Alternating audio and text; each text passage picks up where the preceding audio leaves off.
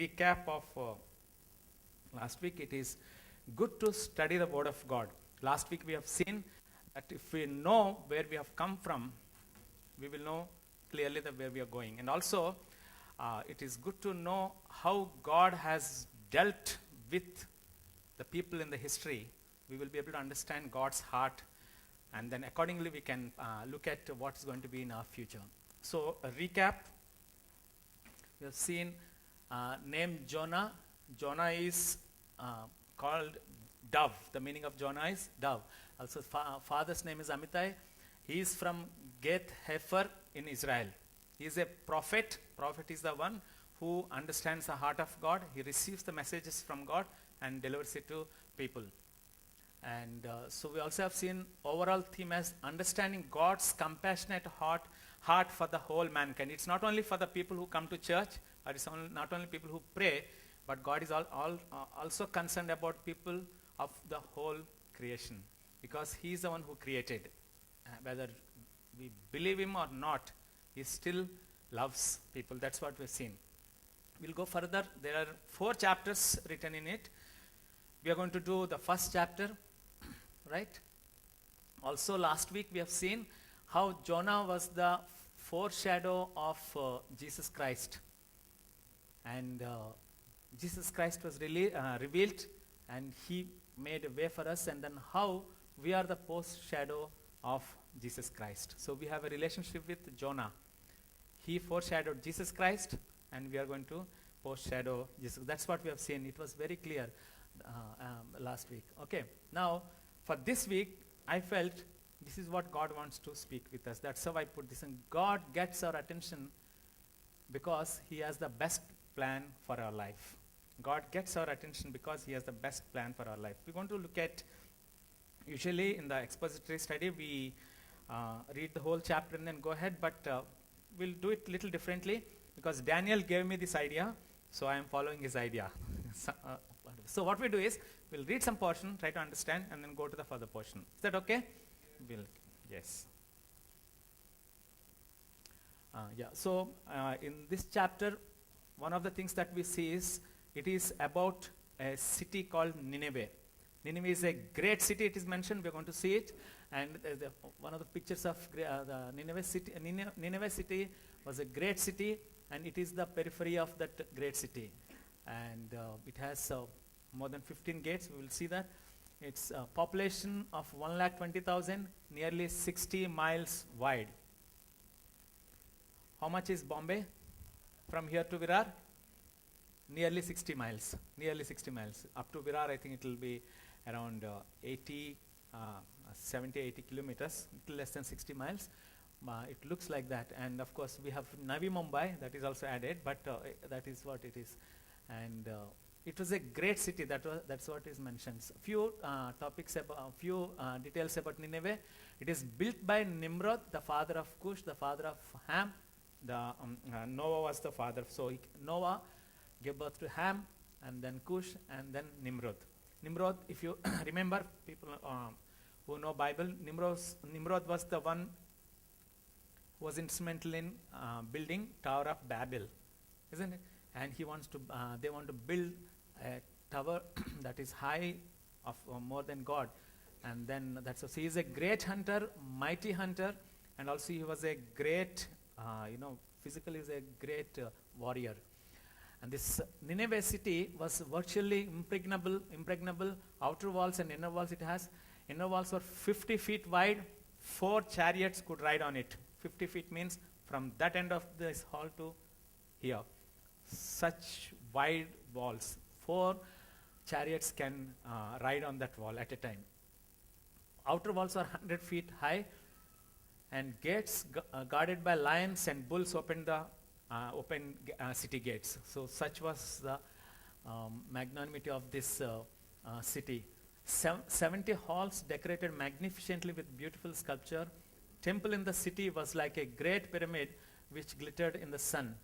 It was 500 miles north of Joppa, that is in Israel, and Nineveh is now in northern Iraq.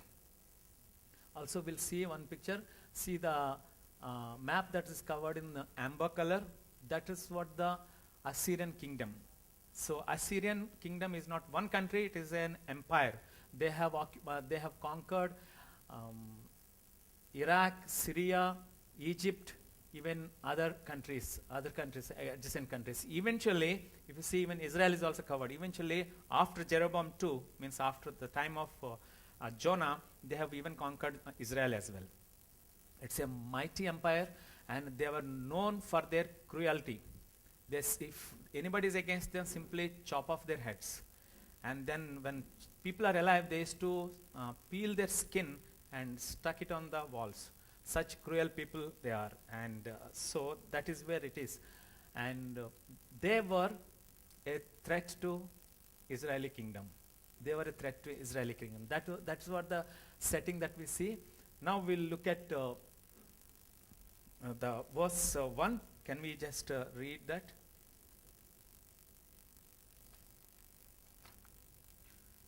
Because of lack of time, so we can go ahead. See, this is what the word of the Lord came to Jonah, son of Amittai.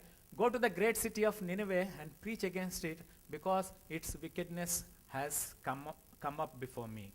This is the commandment that came to Jonah. We have seen Jonah, who Jonah was. He's a prophet. Prophet got a message saying that go to Nineveh, great city, go and tell them that preach against it, because its wickedness has come up before me. God is taking note of what's happening in the city of Nineveh. And he said, go and preach against it. What was the message? Simple message. Last week we have seen the smallest prophetic word, that yet 40 days and Nineveh will be destroyed. All that message that he has to deliver was, guys, you have 40 days and then you'll be gone. You'll be completely cut off. Simple message. Now the question here is, if this is what God wanted to do to Nineveh, he wants to finish them off in 40 days, does he have to inform them? No, he doesn't have to inform them, isn't it? He would have gone ahead and then finished it off. So, in the heart of hearts, the desire of God's heart is not to destroy. That's what I want to take it from here. In 40 days, he'll be destroyed. But God's heart, it's not to destroy. That is why God wanted Jonah to go and give this message to him. God is concerned about Nineveh, though it's a wicked city and it deserved punishment. And hence God sends Jonah with a warning message. You know, when you get a warning, you have a chance to come on, let's reply, because it's a youth service, it's not a main service. So your warning is given to you so that you'll prepare yourself. Warning is not given to you, then you have no chance to prepare yourself. That's what exactly. Listen, God sent Jonah with a warning message. Now, Mumbai is a great city. Yes? It looked more like Nineveh city. And is God concerned about it and its wickedness? Wickedness is galore, isn't it? And I have good feelings about Mumbai as well. Mumbai is also a great city. It's a good city despite its wickedness. God is concerned about it. God is concerned about the people in Mumbai city, even as much as he was concerned about Nineveh. And also he is taking note of the wickedness of Mumbai that is going on. Okay, God took note of but now God wanted Jonah to go. Now what about Mumbai city? Who is God sending? Yes? Amen. Are you ready to? Yeah. The very reason God has called us here is that we will be the messengers of God's warning message. Why is that warning message? Because God doesn't want Mumbai to be perished. God doesn't want Mumbai to be destroyed. That's why God has placed each one of us. Can we say to our neighbor, God has placed you here so that Mumbai will not perish. God placed me here so that I'll become the messenger of God's redemption. Amen? We'll look at it. Now we'll go further. But Jonah ran away from the Lord and headed for Tarshish. He went down to Joppa, where he found a ship bound for the port. After paying the fare, he went aboard and sailed for Tarshish to flee from the Lord. Now this is what the picture. Jonah was at Gath-Hepher, and then he ran from there. God spoke him at Gath-Hepher, and then he ran from there to Joppa. He wanted to go to Tarshish. God told him to go to the other side, which is only 500 miles away. Last week we have seen Tarshish was 2,500 miles away. No, this is what Jonah did. Now we can decide what we want to do. All that he was told to go and deliver the message, but Jonah was saying he's a smart fellow, because he's a prophet. Of course, he knows God's heart. He knows how God thinks. So I was thinking, as I was preparing, I was imagining, he didn't. There's nothing recorded, so we are free to presume what could have gone the discussion between God, or what he would have thought himself, saying, Lord, what you decided is right. They are wicked people, they deserve punishment, and you're going to destroy them anyway. Because you're going to destroy them anyway, then I don't need to go. Isn't it? And if I go, and there is a probability they can get better, and then they can turn their ways, then the problem. And these people are a threat to Israeli nation. So Lord, it is better that they will be destroyed. And meanwhile, I will go on a long, long holiday on a cruise liner far away from you. That's what exactly he did. He ran away from God, and he's gone to, set on a sail to Tarshish. And so the phrase says he ran away from God. That is what is surprising. He's a man of God who knows that God is everywhere. But on that point of time, he must have thought only God is concerned about Israel. God is only there in Israel. So I want to run away, so far away that even if God wants to bring me back, he can't bring me back. Because by the time I come back, God would have destroyed that could be one of the reasons. So, but anyway, he has made up his mind, got into the ship, set on a sail. So one more thought I wanted to just put it across to you. Now, I was thinking about ourselves. Suppose if God wants, I'm thinking what Jonah would have thought. Because Jonah is from Israel, and Nineveh is in Assyrian country. Assyrian country is a threat to Israel. Now, God is sending Jonah to an enemy country. Are you with me? It is something like God sending one of us to Beijing, China, and give this warning message.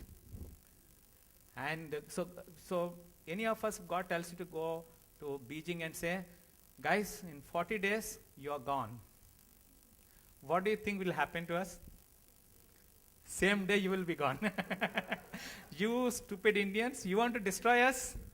Because China can think that we want to destroy them. So that could have been a possibility with Jonah. If he had gone to say, they would have thought that Israel is ready to come and against. There is no scriptural proof. It's my imagination. And also knowing his nature, you'll see in picture, there is no proof that he is scared of being out there. But that could also be one possibility. So I was thinking about ourselves also. Many times we don't go and share the message of redemption, message of gospel, because we have so many inhibitions. Not because we want to disobey God, but there are many other inhibitions. I just want to bring it to the notice. So next. Then the Lord sent a great wind on the sea, and such a violent storm arose that the ship threatened to break up. All the sailors were afraid, and each cried out to his own God, and they threw the cargo into the sea to lighten up the ship. But Jonah had gone below the deck, where he lay down and fell into a deep sleep. The captain went to him and said, "How can you sleep? Get up and call on your God. Maybe he will take notice of us so that we will not perish." He's really a cool dude. He's going and sleeping while everybody was running for their life. Everybody was concerned about what is happening because the wind was so violent and the situation was not good. Those ships were all not as big as what we have now. And so to lighten the ship, they threw off everything, all that they've carried for that whole journey, they all dumped it down so that they can lighten the ship and then keep it afloat. But this guy is going and sleeping. When we are against God, there is something that, pricks us. There is some guilty feeling. When you do something against God, it pricks us. There's conscience, there's guilty feeling. So you can't really be yourself. But this guy,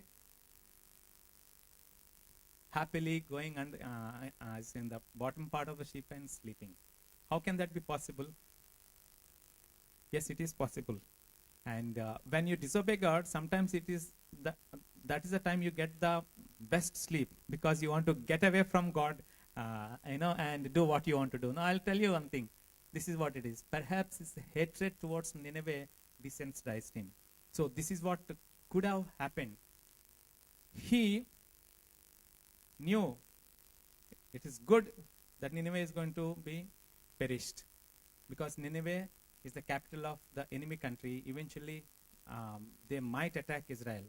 So, acha hua, God has decided He's going to perish this. So, let it happen. I will not take the message. I will go and enjoy my life. And the hatred towards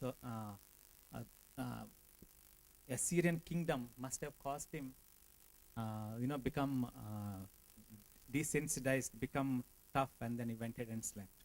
Many times, even in our own lives, guilty conscience is so much, and then there are so many things that have happened in our life against God, we'll become virtually numb. Then even when God brings certain situations in our life, and we will not be able to realize that God is trying to get our attention. That's what exactly happened. He went off to sleep.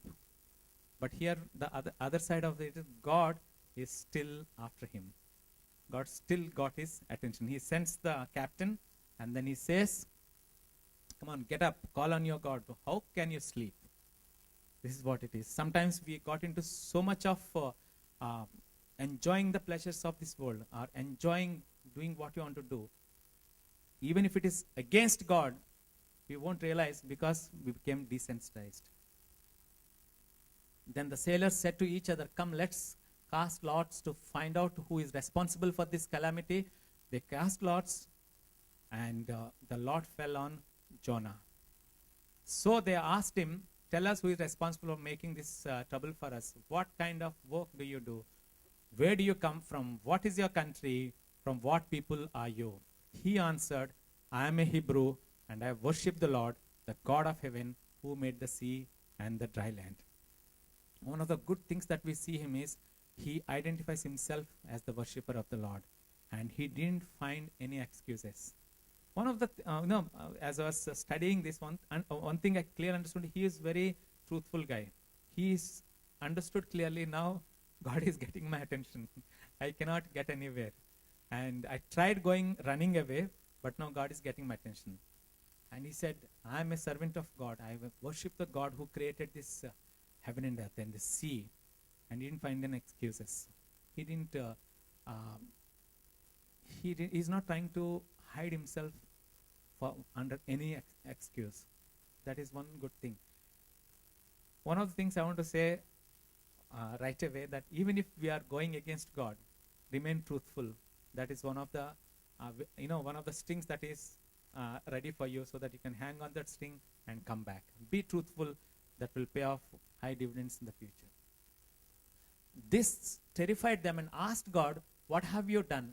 They knew he was running away from the Lord, because he had already told them so. Which means, when he got into the ship, then he said, look guys, I am running away from God. Don't disturb me. Let me go and sleep. He's already told them. So they knew that. And the sea was getting rougher and rougher. So they asked him, what should we do to you to make the sea calm down for us? They themselves asked, what should I do? What would we say if somebody asked, what should I do? Come on, you find a way to get out of this storm. Isn't it? But here Jonah says something.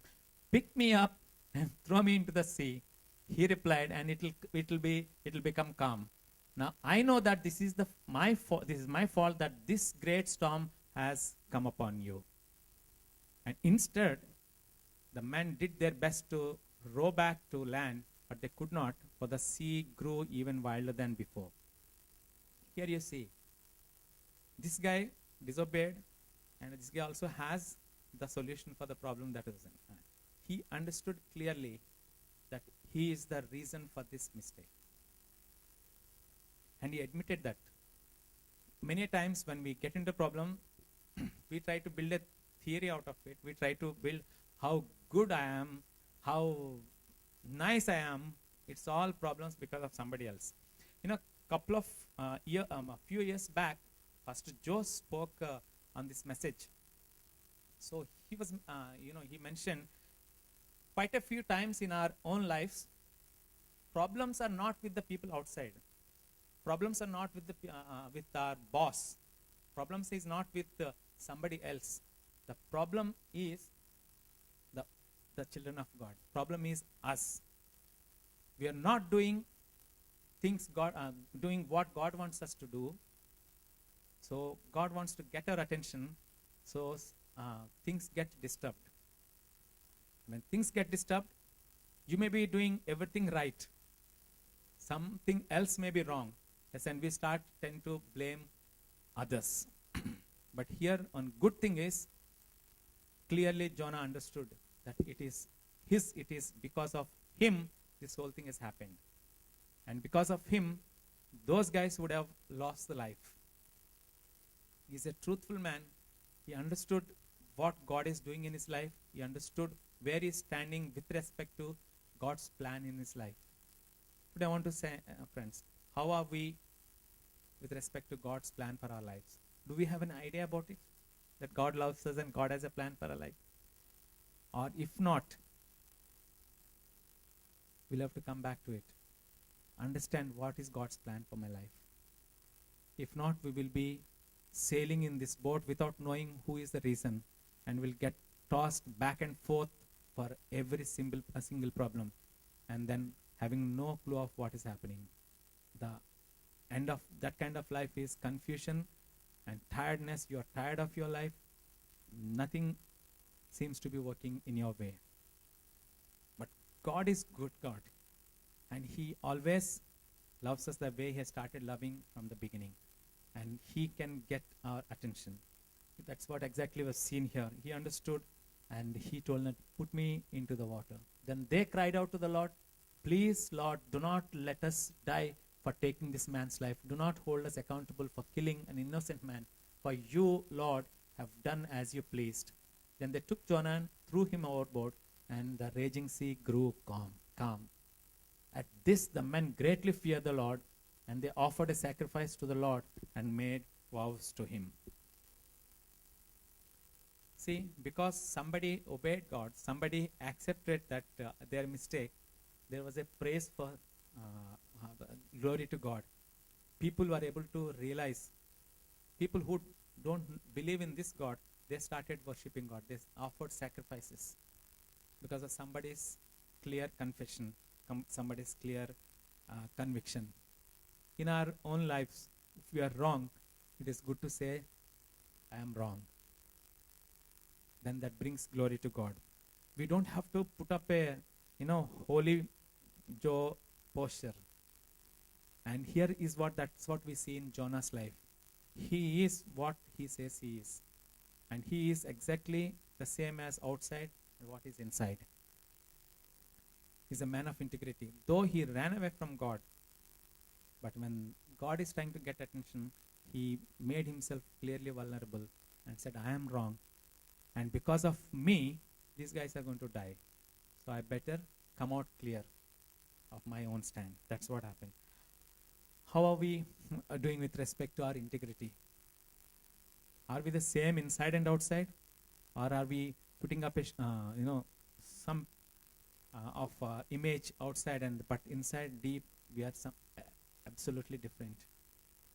If that is the case, if we continue the life in that manner, a point will come where we cannot trust ourselves. What is my true picture? Is it what I put it across in front of people, or is it what real I am? Gets mixed up, then we'll get caught in our own futility. It's better be clear. If you're wrong, that's fine. Nobody's perfect, isn't it? Nobody's perfect. We don't have to put up perfect picture in front of people. Anyway, by the way, God knows anyway that you're not perfect. And it's a matter of time people also can make out who we are, isn't it? Now, this is what I wanted to just ask you. Can you look at that picture? He's being thrown. When he is thrown, did he have any hope that he's going to live? Yes, he has hope. 100%? He had hope. How did you, can you tell me how he had hope? Yeah. Acha. Okay. You are really a cool dude. Yes. Okay. No, see, the thing is here, you could be right, but the other side is, he is running away from God. No lifeboat. And there is no picture of, there is no earlier happening of fish devouring somebody. Okay. What are the other thoughts? Anyway, we'll go by his thought for some time. What are the other thoughts? Pardon? Actually, he had a vision that he will be going into fish. If he had a vision, I think he would have told, come on guys, throw me out, then the fish is waiting for me there. Gaia, yes. Yeah, so he had no hope. See, maybe looking at God, Lord, I got it wrong, I am now done. It's finished. Yeah. Okay, he could have even thought that this way is better than anyway, because they're going to anyway attack us. Yeah. What else? There is no hope for him. One of the things I was thinking, even when there is no hope for him, he did not find excuses to remain in the ship. He was thinking about people that I am done now. I am anyway going in wrong direction. At least let me not be a stumbling block for others. And then he understood that I am done, Lord. If only, I was thinking, if only, Lord, I had gone to Nineveh. Because when God has told him to go, God would make provision for him for his safety. God did not tell him that, go there, finish your message, and then finish your life also. He said, go and tell. That means, when God tells us to do something, he will make all the provisions that are required for it. Though it is difficult, but God will make provision for it. But here, he chose the other direction. And there was no hope, hopeless situation. But here is the thing. Now the Lord provided a huge fish to swallow Jonah, and Jonah was in the belly of the fish 3 days and 3 nights. Now, we have seen what would Jonah have thought. Now I want to ask you, what would have God thought about Jonah? Because this is all, who did it? Who brought the storm? God. God made it. And who brought a fish? God. So what do you think God must be thinking? Time with God. It is time for time with God. Yes.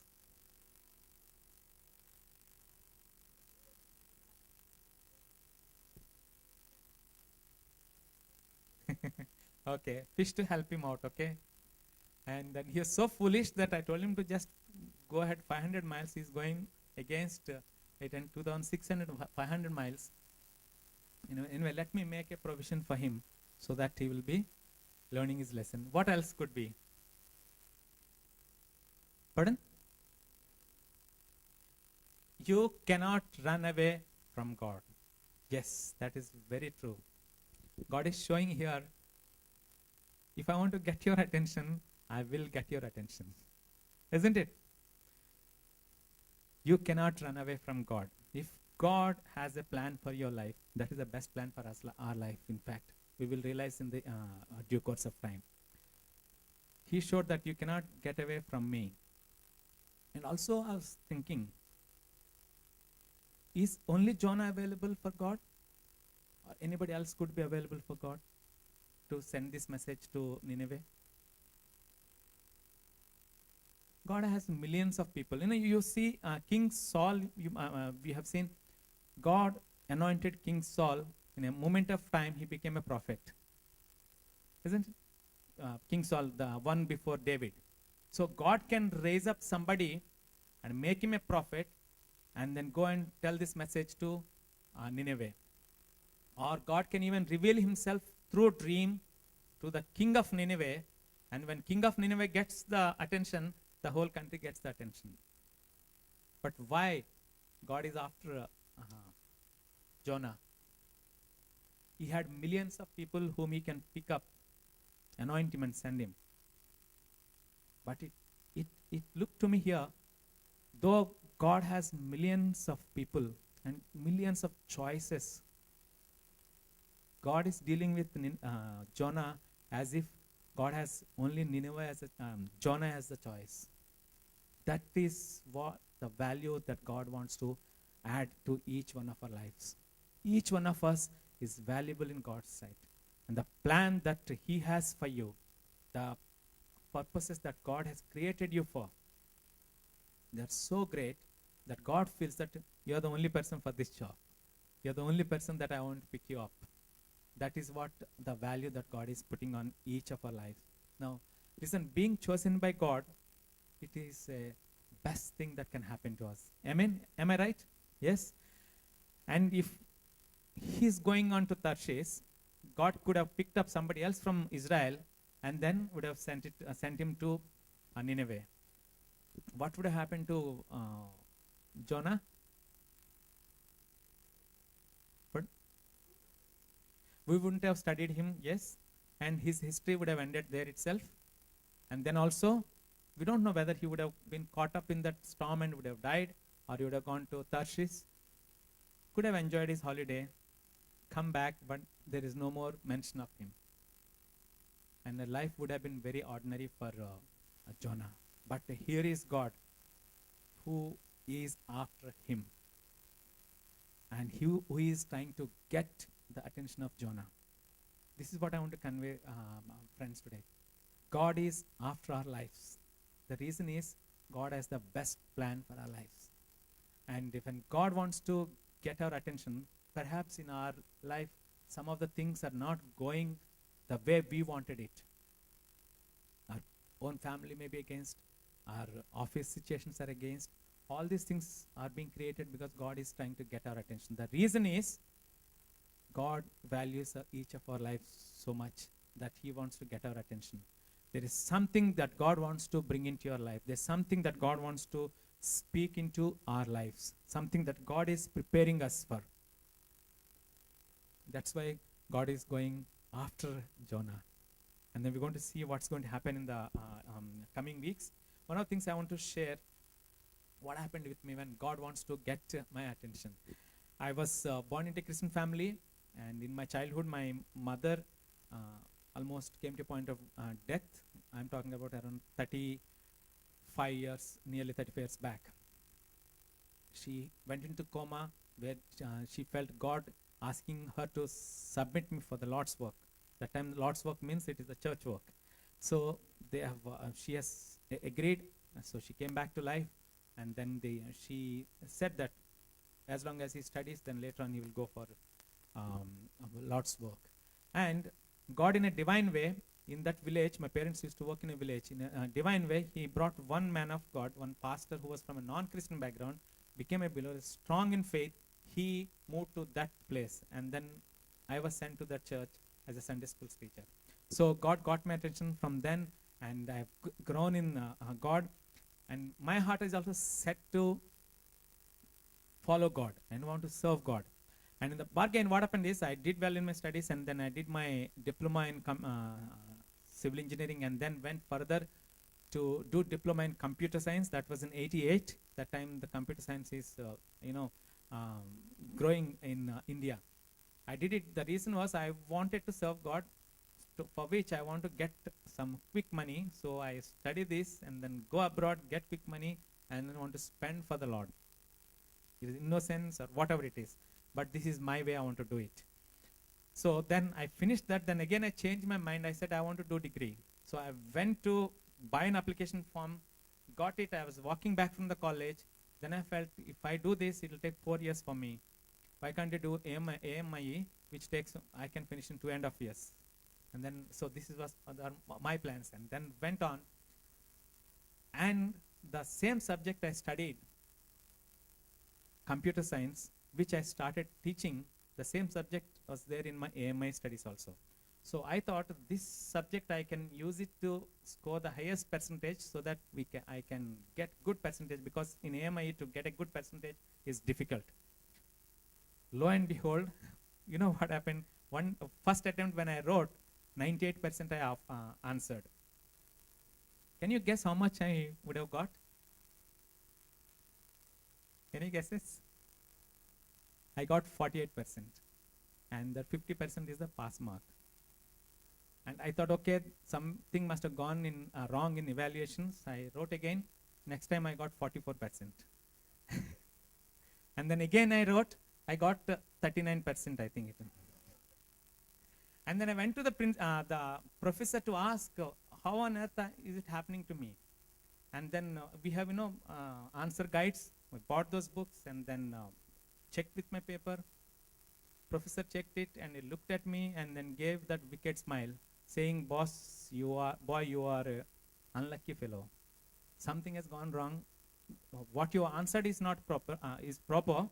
You would have got 98%, but you have not got it. Unlucky.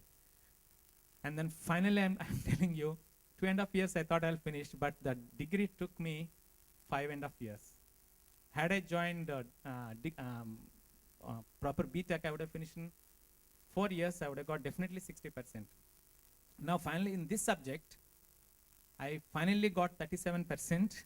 Because I got good marks in the other subjects, I finished my AMI. No, this is how God gets our attention. And I never wanted to come to Bombay. For me, Bombay was never an option. Even as I started looking for jobs, Bombay has never been there, because Bombay for me it was a disturbed place. I don't want to be there. Either I go abroad or be in the South India and then have a happy life there. And then I applied for a job, and God wants to show how great He is. And then I applied for a job, and I got a job. There also it's a miracle. I got a job on my diploma basis, where the age limit is 18 to 25 years. Upper age limit was 25 years. I got a job when I was 27 years, which is a miracle. I have not paid any bribe. I have not manipulated. I have not hidden any information. It was very clear. When I came and joined, they raised up the issue. How can you get this job when your upper age limit on 25, now you're 27? God does a miracle. When God wants to show you, He can send you fish. And God wants to bless you, and God wants to take you to the place that He wants to take you. He can make all the provisions. We don't have time to discuss all that. If you want to know, you can meet me afterwards. How it happened, I'll tell you. But it happened in a dignified way. I have not hidden anything. So that's how I landed in Bombay, and it's been 19 years I've been here. Because God wants me to be in Bombay. It was clear for me. I want to serve God. I want to follow God. But I want to do it in my own way. Whereas God has His plans.